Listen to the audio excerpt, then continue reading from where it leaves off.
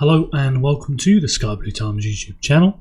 Today I wanted to look at Rodri in more detail, the impact he can have when he comes back to full fitness and becomes a regular starter for Manchester City, and looking at where the problems really lie when it comes to next season, when we're seeing all the talk online about players that could be going to Liverpool, the attacking players that the likes of Liverpool, Arsenal and others do have. When you stack that up against Manchester City, you'll see that there's lots of great attacking players at Manchester City that scoring enough goals to win the league, having that firepower, in my opinion, should not be an issue for the club. The issue lies elsewhere, and part of that's what we're going to get into in this video when we go through some of the stuff around Rodri. So if we move over to this one here, I've got a couple of graphics I pulled from The Athletic, which I thought were really interesting to look at. And as you can see here, City were hit alarmingly frequently on the counter-attack last season. The XG conceded via fast breaks, 8.1 I believe. At the point of December through the middle of last season, it was 0.34 XG conceded by a fast break shot per game. So that's a pretty good chance of the opposition in getting every single game against Manchester City at one point. They did turn that around to an extent, but then when you come into next season, you need to maintain that and reduce it even further, where throughout the season, if they want to have a very good chance of winning the Premier League title and getting back to their previous best. And this is what I mean when we're talking about the firepower. For me, it is a bit of a pointless conversation. It's all about what City can do out of possession. How will they press? How will they defend? How will they deal with counter-attacks, wing long balls, handle second ball situations, control the tempo of the game, keep their shape? All of these are much more important factors, along with the injuries that became a big problem for them last season. And as you can see here, Manchester City down the bottom, just ahead of Leicester City, behind Southampton, similar to Tottenham, who everybody saw had these kind of problems with the attacks that they would concede, fast breaks they would concede. You also see Aston Villa there, who were pushing for the Champions League spot, yet whacking up 7 XG conceded via fast breaks across that Premier League season. So it gives you a better idea of the problems that Manchester City will be facing, and a big part of that is tied into the player that is as your number 6. You look at Arsenal, who weren't in a title race but were as close as you could be to Liverpool last season, 3.9, and then Liverpool, who won the Premier League, 3.9 as well. So we're talking about reducing this by half. So that's quite a tall order, but it's more than reasonable for City to be able to pull that off, if not do better when it comes to next season. Then move to this one here, which is City conceded far more chances on a break than usual last season. This is a graph by The Athletic, and as you can see here, what City are used to doing, XG conceded via fast breaks, that 8.1 we talked about in the previous one, that is quite a bit higher than they used to, 3.6 last season, even in a season where people felt like City were more susceptible from fast breaks. Well, when you look at the XG conceded, that doesn't line up necessarily with that thought. It's more so in comparison to these seasons here, 18-19, 19-20. See, that spiked in a season that City finished second, but it still wasn't anywhere near this 8.1. So last season really was a complete outlier, and should be treated as such. And you should bear that in mind when you're looking at the problems when it comes to the injuries they faced, the players that they were missing, the mistakes they made in the transfer window. All these kind of things combine as part of that problem and should be thought about, because even when you're looking at last season when they won a Premier League title, they were a very competitive team against Arsenal. Not perfect by any stretch, but they won a Premier League title and went all the way through into the later parts of the season. Only 3.6, 3.5 before. That was the treble season everybody raved about and understood was one of the best teams defensively from Manchester City. While when you're looking at XG conceded from fast breaks, it's still higher, nearly double what the 21-22 season did concede. And a little bit part of that kind of conversation will be, as people have been talking about more and more online, that the Premier League is getting better and better out of possession with the pressing aspect, with how well teams lower down the table are able to string together fast breaks to create quality chances. The more quality players that come in throughout the league, the depth that the teams down towards the mid-table do have with their attacking talents, that is a factor to consider as well. So I don't think it's really realistic to look at this 8.1 and think that can go back down to the 18-19 season 1.1, but we can absolutely see a drastic improvement from this, and to get them up to the levels that we saw the likes of Arsenal, Liverpool concede last season is perfectly reasonable for me. to expect. Now, this is just some stats from Rodri across his career. This is only in La Liga and the Premier League. So his 2 seasons at Villarreal and Atletico Madrid in Spain, and then his seasons with Manchester City. I've highlighted in green all of the career best per 90s totals across those seasons. And as you can see, rightfully, the season that he won the Ballon d'Or is a season where he's picking up all of these career bests in several different metrics. So Rodri in that season moved from being that dominant number 6 to really being the kind of central hub of everything Manchester City did very well that season. When you're looking at things like passes into the penalty area, 1.87 versus across his entire career, only twice has he got over one pass into the penalty area per 90.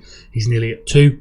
You look at progressive passes, always 8 and 7 in the Premier League for Manchester City, and that's up to 11.5 per 90. Then you look at progressive passes distance, so the distance travelled by these progressive passes, 483.6. So you can see the range of his influence with his passing ability.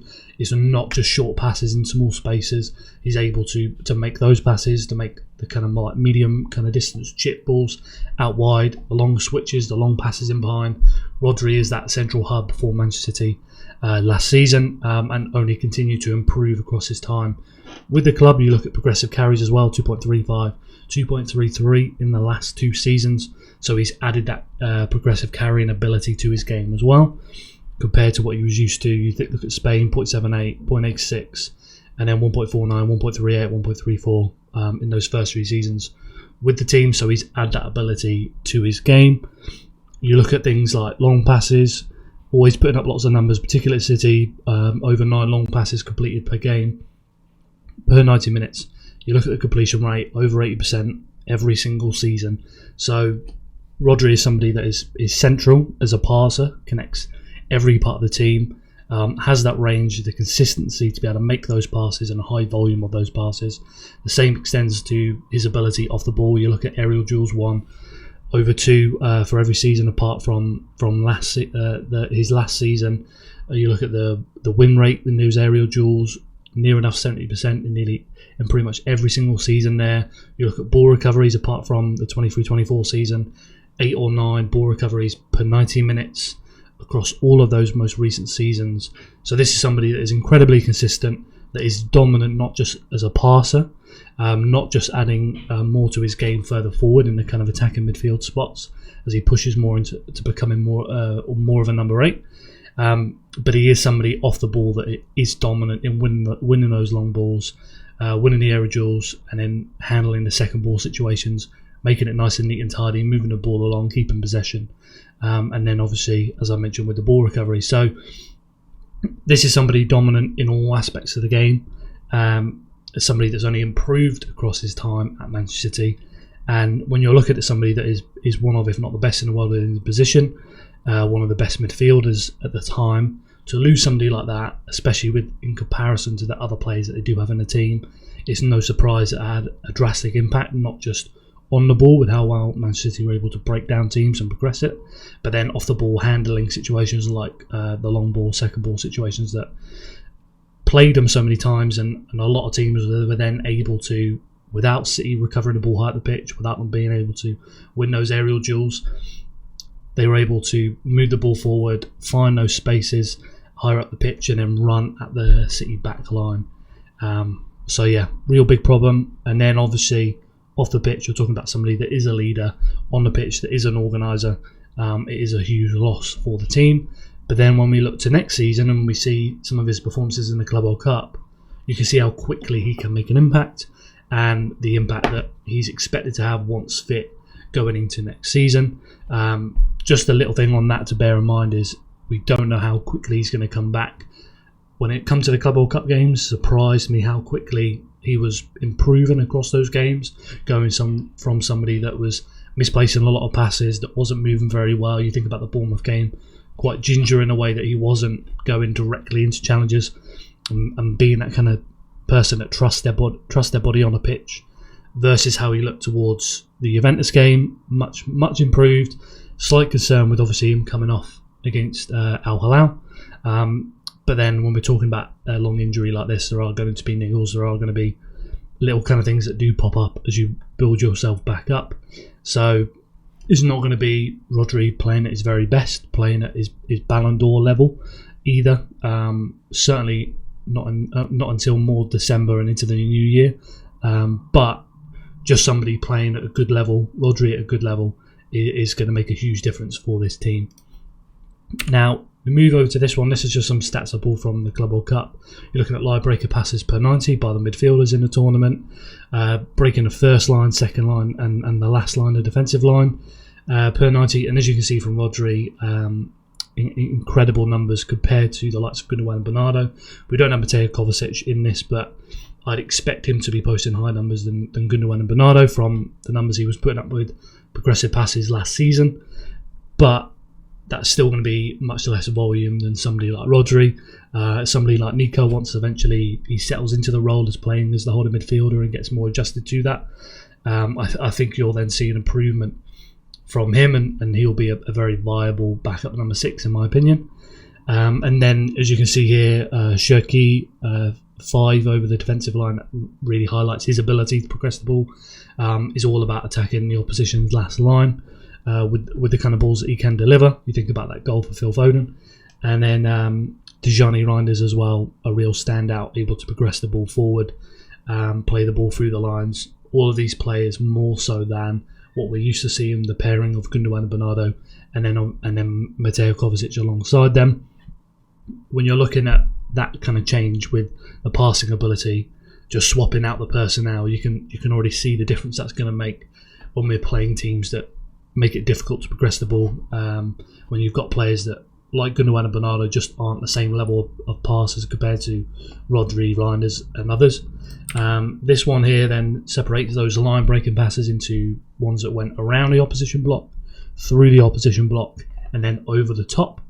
So it really shouldn't be a surprise to see Cherki rank highly with playing through and over, being able to progress that ball. Tijani Reinders particularly playing through the lines, an impressive skill of his, so he ranks very highly. Phil Foden on the way to his best, is improving a lot with the passing numbers, more so as a standout for his movement and the way he finds pockets of space. That would be his kind of defining trait, compared to Cherki, which is more standing out for his passing ability, as we saw in the Club World Cup in brief moments. And then, as you can see here with Rodri and Nico in particular, the volume of line breaker passes very, very high. You need that for your number 6. And then when you're looking at the types of passes, playing through the lines, 12 and 13 per 90 minutes, that's what you're missing by not having these kind of players consistently in the lineup from the start of the season. And going into next season, we will have that. We will have a big improvement from the passing ability of these players, particularly with Rodri. That's going to be great for the team. Now, this is another one. We're looking at out possession stuff. You look at Rodri here, ranks the most for loose ball receptions. Slowly improving when it comes to regaining possession. One of the top 3 for pressing directly, so that's direct onto the person with the ball. Indirect pressing is not as much, so 6.3 compared to like Nico Gonzalez 7.1, but this is the area for Nico 2.9. Although it's a small sample size with a team that wasn't really giving him many opportunities to be able to press directly, Nico Gonzalez, that is something that you'd want to see an improvement from him when it comes to next season, particularly then when you're talking about the loose ball reception. So if you're looking at Nico Gonzalez over here, 2.9 compared to Rodri 9.5, 1.4 ball recoveries compared to Rodri 5.3. So we just highlight the passing ability in Nico, but then when you're looking at some of the out possession stuff, there's definitely improvements for him to make. So when you're adding somebody in like Rodri into that, compared to when we're looking at Bernardo Silva and Ilkay Gundogan. So if we go across Bernardo Silva, we've got 2 possession regains per 90, 4 loose ball receptions per 90. You look at Ilkay Gundogan moving over here, 1.4 possession regains per 90, and then 6.2 loose ball receptions. So you're playing players in that position last season that were doing a good job, could more than handle certain games, certain conditions, but were not the most ideal across an entire Premier League season, were not the most ideal for all oppositions, and did have areas of the game that can and were caught out. Whereas with Rodri, when he's coming in, not only you're seeing the passing ability, what he can do on the ball for the team, going forward in deeper areas in the build-up under pressure, etc. The passing range, you're also seeing all the skills he offers off the ball that are the players that were playing in those positions last season for the majority of the season just weren't able to deliver, and just doesn't make them best suited for that role. So then when we come into next season, that's the improvement we're going to see by adding these players into those positions.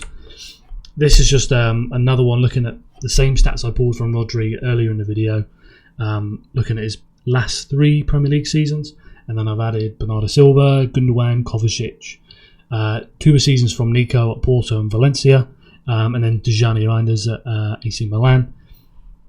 Now, obviously a standout from Rodri last season was him adding the goals and assists to his game. 15 here, Mateo Kovacic, not 15, sorry, 17 there anyway. But 8 goals, Mateo Kovacic 6 goals. You see that Bernardo Silva was able to score 4 goals. Nico was able to score 5 goals. But this is all a bonus to all the other stats in particular. So that's what made that season stand out for Rodri when he won the Ballon d'Or.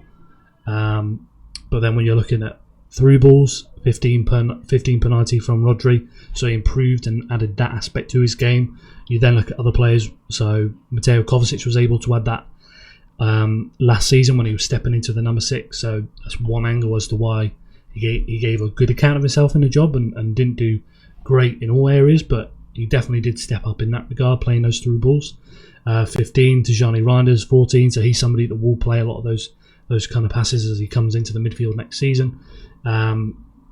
But then when we're looking at the kind of volume of passes, so short passes per 90, Rodri 51.4. You look at some of the other players there, it's just not the same volume of passes that they will be able to take on. You move that across to the players when it comes to long passing.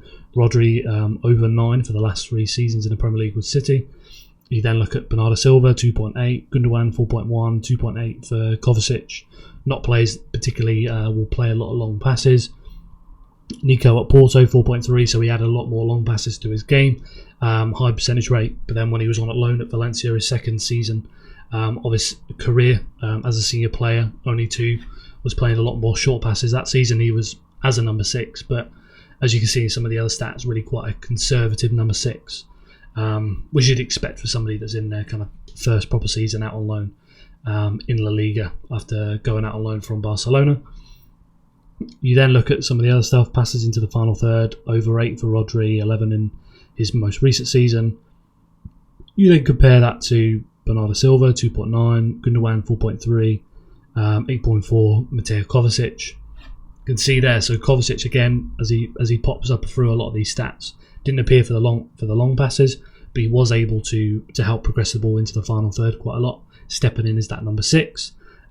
Made that kind of improvement. You look at progressive passes, 4.5 Bernardo, 5 for Kovacic, 5.1 for Kovacic, 6.7 for Kovacic, 5.1 for Gundogan, So again, Kovacic steps up, not to the same level of Rodri. He is contributing, but that level of Rodri will be quite significant. And then when we're looking at progressive passing distance per 90, over 300 for Rodri for all 3 seasons, 483 for that 23-24 season, quite ridiculous. And then when you're comparing that progressive passing distance per 90 for Bernardo Silva, 151.5, 182.6 for Gundogan, 298 for Kovacic. So again, Kovacic steps up to a degree, not to the level of Rodri, but he does contribute. But in comparison to the likes of Bernardo and Gundogan, it's a different world entirely when it comes to Rodri. So as we go through all these metrics, as you're seeing, Kovacic does a good job. He's able to do it in parts, but not all of it. When you're looking at somebody like Bernardo Silva, Ilkay Gundogan, they just can't match all the facets of Rodri's game. They're just not that type of player, and able to tick off all the boxes that Rodri can. And this is what you really need from a number 6. So real struggle. Bernardo Silva stands out. 3.4 progressive carries. That's a good ability of his dribbling ability as well. But that's one part of the game he's able to do. But then not all of these other ones that I've mentioned. So you can see the kind of struggles continues when we're looking at aerial duels as well. You look at Rodri 2.6, 2.2, 1.6, aerial duels 1 per 90. You then look at Bernardo Silva, Gundogan and Kovacic, 0.1, 0.5, 0.4. So not players dominant in the air for a team that struggled a lot to win those long balls and then deal with second balls. Not really a surprise when they're not engaging in so many of these duels. And then when you add on the central defender injuries, you add in central defenders like Diaz, like Kanji in particular, who struggled in the air last season. So no surprise that City struggled with those kind of situations and they gave up a lot of transitions. Win rate of Rodri, near enough 70% all 3 seasons. And then even with the low volume for the likes of Bernardo Silva, Gundogan and Kovacic, just over 50 for the latter two, 33% for Bernardo. And then when it comes to ball recoveries, again, you look at Rodri over 7 last 3 seasons. You then look at the 3 City midfielders that we saw for most of last season, 3.6, 4.7, 4.67. So not outstanding ball winners between them. So when you're looking back at last season, you're looking at the midfield options that Guardiola did have to pick from. These are all not players best suited to these roles. And when it comes to next season, he's then now going to have both Rodri coming back and then other players like Tijani Reinders, like Nico Gonzalez, that will be better suited to be able to filling in some of these roles. If we then move on to Reinders first, so stood out a lot for his goal scoring ability, getting into the box, getting lots of shots off. And you can see that with the most shots on target amongst all of these players, 10 goals, the most goals amongst them all. Shot creating actions, 117 as well. So really stood out for this thing. These kind of metrics, you look at long passes, not a particular long passer at all when you're looking at across his career. Somebody that can do them, but not kind of like high volume. Really stands out for his carrying ability, 3.19 progressive carries per 90. Not somebody that engages in these aerial duels in particular. Not somebody that's a real high volume ball winner. Is somebody that can progress the ball a lot into the penalty area, 6.61 progressive passes per 90. And that's somebody that's not playing for Manchester City, that when you move him into City and he's going to see a lot more of the ball, you will see those numbers improve.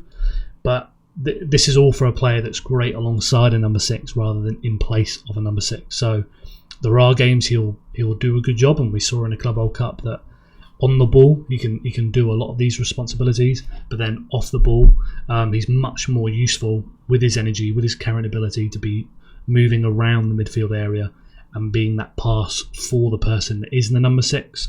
And then I've just got 2 that I pulled from Nico Gonzalez just to kind of highlight some of the areas he stands out, some of the areas to work on. And when you're looking at him at Porto last season, that first half of the season was some of the best football he's played. Not a lone 6, playing alongside Alan Varela. So he was more so in a double pivot. So a little bit of a different situation that he's obviously getting used to at Manchester City. But you saw the volume of long passes increase, 4.3, 80%. Somebody that can hit these long passes, but hasn't added that volume to his game consistently that I'd expect to see when he plays more as a number 6. But is somebody that holds a lot of high pass completion rate, somebody that can score in the box from set pieces, somebody that can score on the edge of the box, as he did for Porto that season.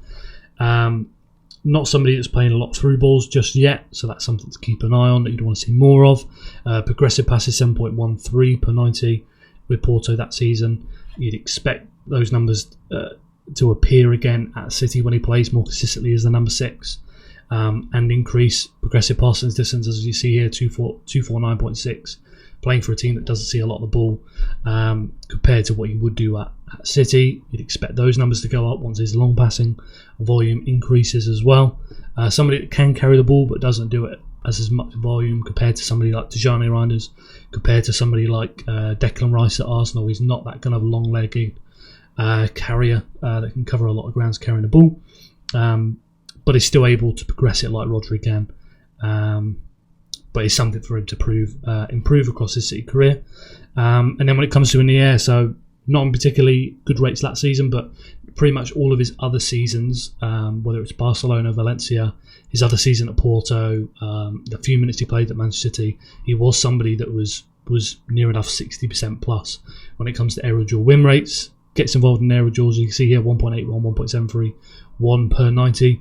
That loan spell at Valencia, 64.3%.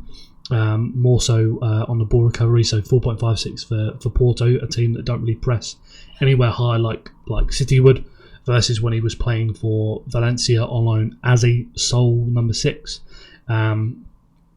6 ball recoveries per 90, so much better numbers.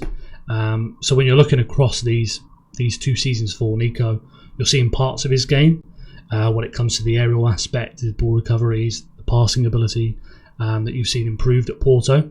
But then putting them all together and taking on a responsibility as playing as a number 6 is going to be a hard task for him, and that's what you'll see over the course of next season at Man City, in my opinion, is him moving more into that role, getting comfortable with it, learning all the different aspects, and being more confident in the position. As you can see at the Club World Cup, there's a lot of good in what he was doing. Those line-breaking numbers don't really lie. But then there are other points, like the break that he conceded, where you look at somebody that's not entirely comfortable yet and confident taking the lead as the number 6 for Manchester City, and that will take time. As it took Rodri beyond the season, he was very heavily criticised, and look at where he is now. So that improvement definitely can come, but it will take time with Nico Gonzalez. So yeah, that brings me to the end of the video, just going through a few of the things with Rodri that stands out for when it comes to next season. You're bringing in a player that eventually will come into their peak fitness, but will take time. But just coming in initially as being in good form compared to his previous levels, is still going to be somebody that is largely dominant in the air, that's able to handle the long balls, deal much better with the second balls, be much more of a progressive passer, somebody that can lead at the top of outside the opposition block when you're breaking down low blocks, and organise how City are going to move the ball around a stubborn defence. All of these things Rodri is able to bring, versus players like Kovacic, Gundogan, Bernardo that just weren't able to tick those boxes out of possession, that weren't comfortable being the guys in control and organising the way that the balls moved around the opposition block and organising attacks. That wasn't, like in Kovacic's case, somebody that their first instinct is to carry the ball to take a touch, whereas Rodri much more about open his body up and looking for where those passes needed to go. Nico Gonzalez as well, somebody that can receive the ball under pressure and then release it either side super late. You feel like, and you saw last season, the likes of Kovacic, Bernardo and Gundogan just don't have that same ability when you're somebody that is playing as the number 6 outside the opposition block. So big improvement just by adding in Rodri in that position. The knock-on effect of Rodri being consistently fit, of Nico Gonzalez being that genuine backup, then allows you to have Tijani Reinders be fully as the starter, number 8. You then move out other players, you add all the skill set that he has as a carrier, as somebody that the number 6 is going to find, the energy levels that he has, the amount of ground he's able to cover, the runs he's able to do off the ball. Those two kind of pieces, which follow on from Rodri being available and coming into the team, I think it's going to have a huge impact next season on the ball and off it, particularly out of possession, having a midfielder like Reinders who can cover a lot of ground, Rodri who's very switched on positionally and able to come across as support when the press is forcing the opposition to the touchline. I think it's going to be I think they're both going to have a great impact on the team, particularly Rodri, but the knock-on impact he can then have. If there's anything you think I've missed out on this video, anything other than Rodri you want to see me cover before we get to next season, please let me know down below in the comments. Otherwise, make sure you like the video, make sure you subscribe, and we'll be back this week with more content.